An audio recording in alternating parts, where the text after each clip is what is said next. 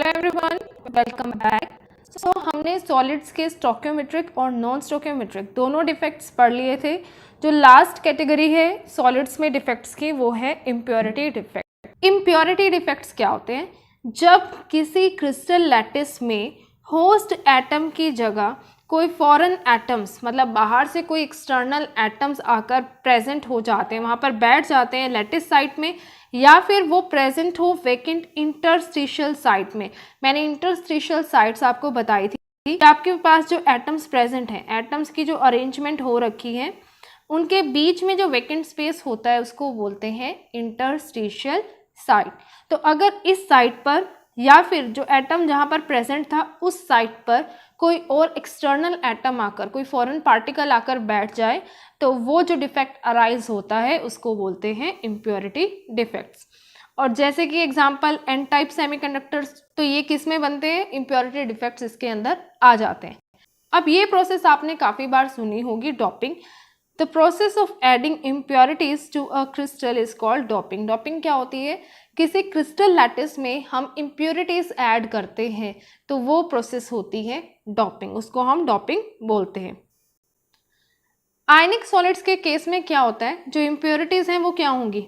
Ions. Obvious सी बात है, हमारे पास जो क्रिस्टल है उसके अंदर आयंस ही प्रेजेंट है, anions and cations he present है, तो जो इम्प्योरिटीज होंगी वो भी आयनिक होंगी।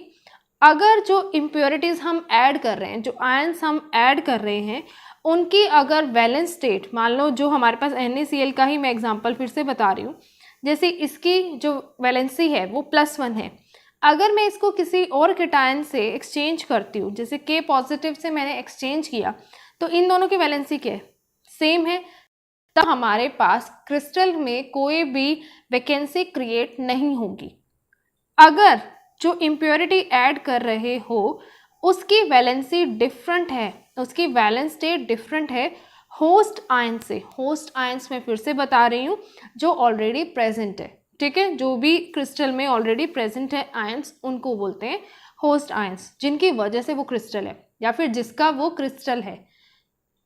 अगर उनकी वैलेंसी जो है, जो बाहर से इम्प्योरिटी ऐड कर रहे हो आयंस, अगर उनकी वैलेंस स्टेट डिफरेंट है तो वैकेंसीज उसमें क्रिएट हो जाएंगी, क्रिस्टल में वैकेंसीज क्रिएट हो जाएंगी। देखो किस तरह से, आपके पास देखो ये क्रिस्टल, देखो पहले Na positive Cl negative, Na positive Cl negative, इस तरह से ये रेगुलर अरेंजमेंट में प्रेजेंट है। यहाँ पर Na Cl negative, Na positive Cl negative इस तरह से प्रेजेंट है।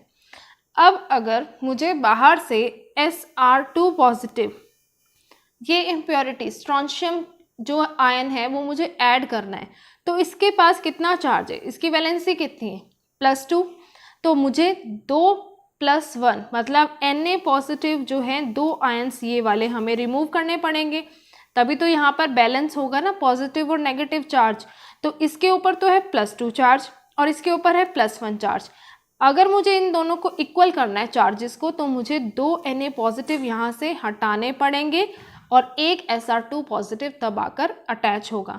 सपोज यहाँ पर Na पॉजिटिव प्रेजेंट था और यहाँ पर भी Na पॉजिटिव प्रेजेंट था, ठीक है? देखो एक बार इसको,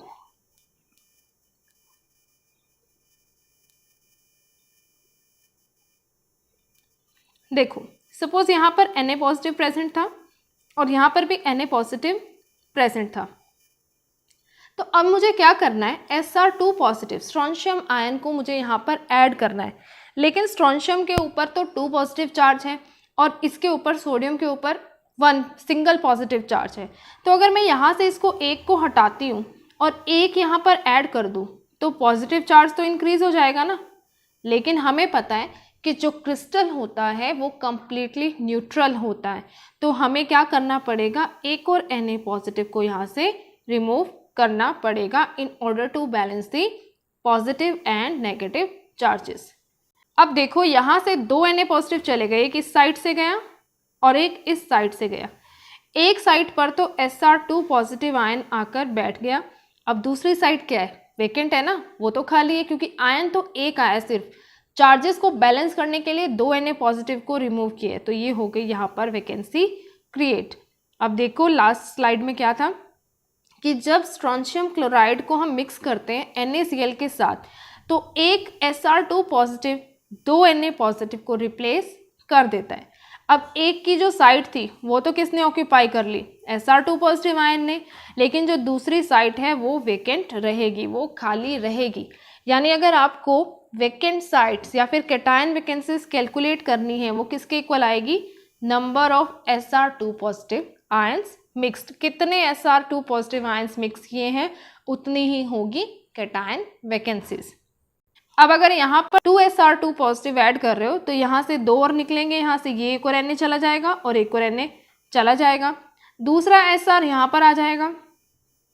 तो वैकेंसी कितनी हो गई, एक ये थी ऑलरेडी और एक ये वाली देखो, एक तो ये थी ऑलरेडी क्रिएट हो गई थी जब हमने एक Sr2 पॉजिटिव ऐड किया था, और एक ये वाली यहाँ पर क्रिएट हो जाएगी जब हमें दूसरा Sr2 पॉजिटिव ऐड करना होगा। एक तो यहाँ पर आकर बैठ जाएगा Sr2 पॉजिटिव, दूसरे वाली साइड क्या रह जाएगी, वेकेंट।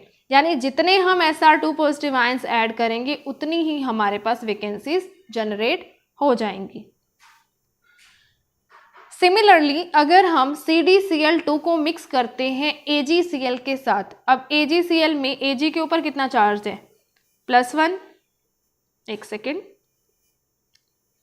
देखो, Ag के ऊपर कितना चार्ज है, +1, और Cl के ऊपर -1, लेकिन CdCl2 में Cd के ऊपर कितना चार्ज है, कैडमियम है ना, ये कैडमियम के ऊपर चार्ज है +2। तो अगर मुझे एक कैडमियम आयन इस क्रिस्टल में AgCl क्रिस्टल में ऐड करना है तो मुझे दो Ag पॉजिटिव को, दो सिल्वर आयंस को यहाँ से रिमूव करना होगा। तो एक जगह पर तो ये आकर बैठ जाएगा Cd2 positive, cadmium 2 positive ion, और दूसरी साइड क्या रह जाएगी, वेकेंट। सेम जैसे NaCl और SrCl2 में किए वैसे ही इसमें होगा, और यहाँ पर भी जो वैकेंसीज हैं कैटायन वैकेंसीज वो क्रिएट हो जाएंगी। अब हर डिफेक्ट्स में हम कॉन्सिक्वेंसेस पढ़ते हुए आ रहे हैं कि कॉन्सिक्वेंसेस क्या होगी, इनका क्या इफेक्ट पड़ेगा क्रिस्टल पे। अब देखो, जो यहाँ पर अब हमने जब एडिशन की इम्प्योरिटी की तो वैकेंसीज क्रिएट हो गई, ठीक है। जब वैकेंसीज क्रिएट होती हैं तो कंडक्टेंस इंक्रीज होगी, हमारे क्रिस्टल की कंडक्टेंस इंक्रीज होगी, और होल्स की वजह से यानी वैकेंसीज की वजह से जो कंडक्टेंस होती है उसको बोलते हैं हम पी टाइप कंडक्टेंस, और अगर इलेक्ट्रॉन्स की वजह से होती तो उसको हम बोलते एन टाइप कंडक्टेंस, ठीक है। नेक्स्ट है impurity defects in covalent solids. ये तो हमने अभी आयनिक सॉलिड्स की बात की थी कि अगर हम आयनिक सॉलिड्स में कोई इम्प्योरिटी ऐड करते हैं तो उनमें किस तरह से डिफेक्ट देखने को मिलता है और कौन सी कंडक्टेंस उनमें इंक्रीज होती है। लेकिन अब कोवलेंट सॉलिड्स में क्या है, कोवलेंट सॉलिड्स में हम दो तरह से इम्प्योरिटीज ऐड कर सकते हैं। 2 टाइप्स की डॉपिंग होती है कोवलेंट सॉलिड्स में। फर्स्ट तो है doping with electron rich impurities. Electron rich impurities हम ऐड कर दें तो हमारे पास क्या बनेंगे, एन टाइप सेमीकंडक्टर्स।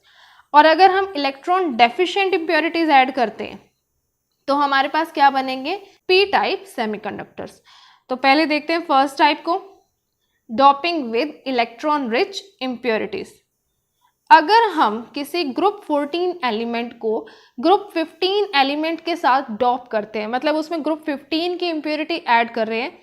ग्रुप 15 के मेंबर्स कौन कौन से हैं, nitrogen, phosphorus, arsenic, antimony, bismuth. Antimony stibium इसको बोलते हैं, इसका ओल्ड नेम इसलिए Sb है इसका सिंबल। अब ये देखो, ग्रुप 15 के मेंबर्स हमने देख लिए, तो यहाँ पर ग्रुप 15 की इम्प्योरिटी ऐड करनी है, जैसे कि फॉस्फोरस, आर्सेनिक, ये हमने अभी देखा। इनके वैलेंस शेल में कितने इलेक्ट्रॉन्स होते हैं, 5। किस तरह से पता चलेगा, देखो नाइट्रोजन का एटॉमिक नंबर होता है 7, electronic configuration 1s2, 2s2, 2p3। Second shell देखो, सेकेंड शेल एक ये है एक ये है, ये तो इसके सब शेल है ना S और P, तो इसके पास यहाँ पर 2 इलेक्ट्रॉन्स, ये देखो यहाँ पर 2 इलेक्ट्रॉन्स और यहाँ पर 3 इलेक्ट्रॉन्स, टोटल कितने हो जाएंगे 5 इलेक्ट्रॉन्स। यानी जो ये ग्रुप 15 के मेंबर्स हैं इनके वैलेंस शेल में कितने इलेक्ट्रॉन्स हैं, 5। अब ये देखो, जब हमने ग्रुप 15 के एलिमेंट्स वाली इम्प्योरिटीज या फिर ग्रुप 15 के एलिमेंट्स को ग्रुप 14 के एलिमेंट्स के साथ डॉप किया तो उसके पास कितने इलेक्ट्रॉन्स हैं, 5 इलेक्ट्रॉन्स, 5 वैलेंस इलेक्ट्रॉन्स। तो जो रिजल्टिंग सेमीकंडक्टर होगा वो होगा एन टाइप। अगर ये पेंटावेलेंट इम्प्योरिटी डाल रहे हो तो बनेगा एन टाइप सेमीकंडक्टर। ये याद रखना है, पी से एन। पेंटावेलेंट से क्या बन जाएगा, मतलब पेंटावेलेंट इम्प्योरिटी ऐड कर रहे हो तो कौन सा सेमीकंडक्टर बनेगा, एन टाइप। ठीक है, इसको ऐसे याद रखना है कि पेंटावेलेंट इम्प्योरिटी ग्रुप 15 के एटम्स को ऐड कर रहे हो, वो कौन सी है, पेंटावेलेंट है ना, 5 वैलेंस इलेक्ट्रॉन्स हैं। तो पेंटावेलेंट से कौन से सेमीकंडक्टर जनरेट होंगे, एन टाइप। और सेकेंड टाइप हमें क्या पढ़ना है कि ग्रुप 13 के एलिमेंट्स को अगर ऐड कर रहे हो टेट्रावेलेंट एटम्स के साथ तो वो क्या आ जाएंगे, ट्राइवेलेंट। ग्रुप 13 के पास कितने इलेक्ट्रॉन्स होंगे, 3 वैलेंस इलेक्ट्रॉन्स होंगे। ये भी आप आगे देखोगे अभी इसी में ही। ट्राइवेलेंट इम्प्योरिटीज ऐड कर रहे हो तो ये बनेगा पी टाइप। इस तरह से याद रखना है, पी से पी को नहीं जोड़ना है, पेंटावेलेंट को पी टाइप में नहीं लिखना है, pentavalent n type, trivalent p type. ये अभी देखोगे किस तरह से होगा ये। अब ये देखो, जो हमारा डॉप्ड एटम है उसके पास कितने वैलेंस इलेक्ट्रॉन्स हैं, 5। जब वो 4 कोवलेंट बॉन्ड्स बना लेगा नेबरिंग एटम से, नेबर में जो उसके एटम्स प्रेजेंट होंगे। अब ये देखो, जो आप ग्रुप 14 के एलिमेंट्स को ले रहे हो, कौन से हैं ग्रुप 14 के elements, carbon, silicon, germanium, stannous, plumbum. ठीक है, लेड। ये हैं ग्रुप 14 के एलिमेंट्स। अगर आपको इसमें याद नहीं रहता है कि कितने इसके पास वैलेंस इलेक्ट्रॉन्स है, ग्रुप 14 के एलिमेंट्स है ना सारे। कार्बन के पास कितने इलेक्ट्रॉन्स होते हैं, 4 वैलेंस इलेक्ट्रॉन्स, यानी इसके सभी मेंबर्स के पास कितने वैलेंस इलेक्ट्रॉन्स होंगे, 4। अब अगर ग्रुप 15 के किसी एलिमेंट को यहाँ पर ऐड कर रहे हो, जैसे हमने ऐड किया फॉस्फोरस, ये ऐड कर दिया, फॉस्फोरस के पास कितने इलेक्ट्रॉन्स हैं, 5, 1 2 3 4 5। ये इस तरह से इधर एक बॉन्ड बनाएगा, कार्बन यहाँ पर भी प्रेजेंट होगा उसके साथ बॉन्ड बनाएगा, एक कार्बन इस तरफ भी प्रेजेंट होगा उसके साथ बॉन्ड बना लेगा, और एक कार्बन यहाँ पर भी प्रेजेंट होगा उसके साथ बॉन्ड बना लेगा। लेकिन अब इसका ये वाला जो इलेक्ट्रॉन है, ये एक्स्ट्रा इलेक्ट्रॉन यहाँ पर अब फ्री स्टेट में प्रेजेंट है, मतलब ये एक्स्ट्रा इलेक्ट्रॉन यहाँ पर ये फ्रीली मूव कर सकता है। अब इसको वर्डिंग्स में समझो, यहाँ पर लिखा हुआ है देखो। अब डॉप्ड एटम्स के पास कितने इलेक्ट्रॉन्स हैं, 5 वैलेंस इलेक्ट्रॉन्स। 4 कोवलेंट बॉन्ड्स वो बना लेंगे नेबरिंग एटम्स से, लेकिन जो 5th इलेक्ट्रॉन होगा वो डीलोकलाइज्ड होगा, और डीलोकलाइज्ड इलेक्ट्रॉन क्या करेगा, वो मूव कर सकता है और कंडक्टिविटी को वो इंक्रीज कर देगा। सिलिकॉन और जर्मेनियम की, सिलिकॉन और जर्मेनियम किसके मेंबर्स हैं, ग्रुप 14 के। ठीक है, और इनको हम बोलते हैं एन टाइप सेमीकंडक्टर्स। ऐसे क्रिस्टल्स जिनको हमने इलेक्ट्रॉन रिच इम्प्योरिटीज से डॉप किया है उनको हम बोलते हैं एन टाइप सेमीकंडक्टर्स। लास्ट है doping with electron deficient impurities. क्या बनते हैं हमारे पास, पी टाइप सेमीकंडक्टर। अगर हम ग्रुप 14 एलिमेंट्स को ग्रुप 13 एलिमेंट्स के साथ, जैसे कि एल्यूमिनियम और गैलियम, इनके साथ डॉप करते हैं, इनकी मिक्सिंग करते हैं उनमें, तो हमारे पास जो रिजल्टिंग क्रिस्टल होगा वो होगा पी टाइप सेमीकंडक्टर। अब ग्रुप 13 के एलिमेंट्स कौन कौन से हैं, बोरोन, एल्यूमिनियम, गैलियम, इंडियम और लास्ट है थैलियम। अब देखो, बोरोन का एटॉमिक नंबर कितना होता है, 5। ठीक है, electronic configuration 1s2 2s2 2p1। Valence shell में कितने इलेक्ट्रॉन्स हैं, सेकंड शेल में 2 + 1 3, यानी इनके पास कितने इलेक्ट्रॉन्स हैं, 3। ये है ट्राइवेलेंट इम्प्योरिटीज। तो जब हम किसी ग्रुप 14 एलिमेंट को ग्रुप 13 एलिमेंट के साथ डॉप करते हैं जिनके पास सिर्फ और सिर्फ 3 वैलेंस इलेक्ट्रॉन्स हैं, तो हमारे पास रिजल्टिंग सेमीकंडक्टर क्या होगा, पी टाइप सेमीकंडक्टर। और ये मैंने आपको अभी बताया है याद करने का तरीका कि पेंटावेलेंट इम्प्योरिटी ऐड कर रहे हो तो n type semiconductor, trivalent impurity add कर रहे हो तो पी टाइप सेमीकंडक्टर। अब सिलिकॉन और जर्मेनियम एटम्स को क्या कर देंगे, ये सब्स्टिट्यूट कर देंगे। कौन कौन, एल्यूमिनियम और गैलियम, ये जो ग्रुप 14 के एलिमेंट्स है, ऑब्वियस सी बात है इनको सब्स्टिट्यूट कर देंगे, इनकी जगह पर ऑक्यूपाई कर लेंगे इनकी जगह को। अब ये क्या होगा, यहाँ पर देखो, इसको समझो। यहाँ पर कार्बन प्रेजेंट है, यहाँ पर भी कार्बन, यहाँ पर भी कार्बन, यहाँ पर भी कार्बन और यहाँ पर भी कार्बन। इनके पास 4 इलेक्ट्रॉन्स है बैलेंस, सभी के पास 4 इलेक्ट्रॉन्स हैं। अब ये क्या कर रहे हैं, आपस में बॉन्ड्स बना रहे हैं, ठीक है। 4 बॉन्ड्स बना सकते हैं कोवलेंट एक दूसरे के साथ, 1 2 3 4, ठीक है। 1 2 3 4, ये 4 बॉन्ड्स बना लिए यहाँ पर। अब अगर यहाँ पर मैं इस सेंटर वाले कार्बन की जगह किसको बिठा दूँ, किसी ट्राइवेलेंट इम्प्योरिटी को। ट्राइवेलेंट इम्प्योरिटी कौन सी, या तो बोरॉन या फिर एल्यूमिनियम। इनको मैं यहाँ पर बिठा दूँ, अगर देखो इसको अगर यहाँ से मैं हटा दूँ, यहाँ से, ठीक है, ये मैंने हटा दिया इसको। यहाँ पर मैंने एल्यूमिनियम को बिठा दिया, ठीक है।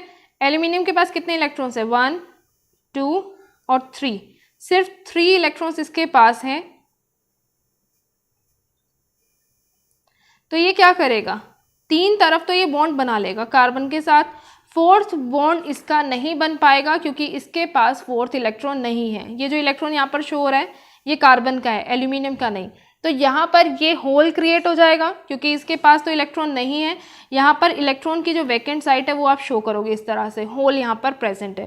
तो इसमें अब क्या होगा, जो 3 वैलेंस इलेक्ट्रॉन्स हैं वो तो क्या करेंगे, 3 कोवलेंट बॉन्ड्स बना लेंगे नेबरिंग एटम्स के साथ। अब एक होल यहाँ पर क्रिएट हो जाएगा क्योंकि 4th इलेक्ट्रॉन तो यहाँ पर नहीं प्रेजेंट है ना। तो इसको क्या बोलोगे, इलेक्ट्रॉन वैकेंसी या फिर इलेक्ट्रॉन होल, जहाँ पर वो 4th साइड वैकेंट है, इलेक्ट्रॉन की 4th साइड, ठीक है। अब अगर कोई नेबरिंग इलेक्ट्रॉन उस साइट में जंप करता है उसको फिल करने के लिए, तो अब वो होल कहाँ शिफ्ट हो जाएगा, जैसे यहाँ पर होल प्रेजेंट है और यहाँ इलेक्ट्रॉन। तो अगर ये इलेक्ट्रॉन यहाँ पर शिफ्ट हो जाता है तो होल कहाँ शिफ्ट हो जाएगा, यहाँ पर, यहाँ वैकेंसी क्रिएट हो जाएगी। तो ये होल क्या करेगा, मूव करता रहेगा और इस तरह से ये सीरीज कंटिन्यू होती रहेगी।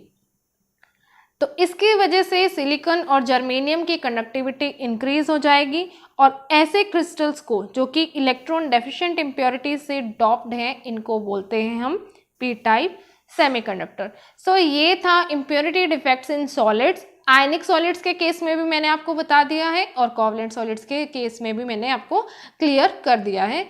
आई hope I was able to make it clear to you. Thank you.